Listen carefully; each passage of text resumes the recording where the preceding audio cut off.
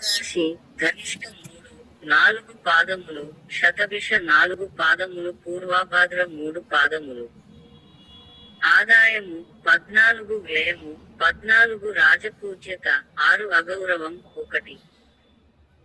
ఈ దాకా వారికి గురుడు అజ్ఞాని నుండి తేదీ మే 1 నుంచి 2024 వరకు మేష రాశిలో తృతీయ స్థానములో, తరాకు వత్సరాంతము వృషభ రాశిలో చతుర్థ స్థానములోను అశుభుడగుట వలన బంధు విరోధమును, మనోవితారమును, కష్టమును, శరీరపీడయు, ఉద్యోగభంగమును, కలహములను, స్థిరము లేకపోవుటయును, అపకీర్తియు, ధనవ్యయము, స్థానచలనము, కలహములు కలుగును.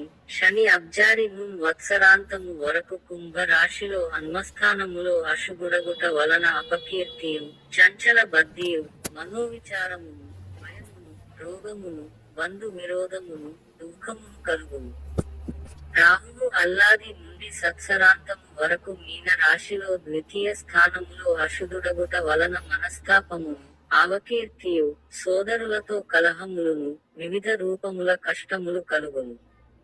కేతువు అల్లాది నుండి వత్సరాంతము వరకు కన్యా రాశిలో అష్టమ స్థానములో అశుభుడగుట వలన శరీరపీడయు, మనోవిచారమును, క్రూరజంతువుల వలన భయమును, తరచు ప్రయాణములను, ప్రయత్న కార్యములు చెడిపోవుటయును మొదలగు అశుభ ఫలితములు కలుగును.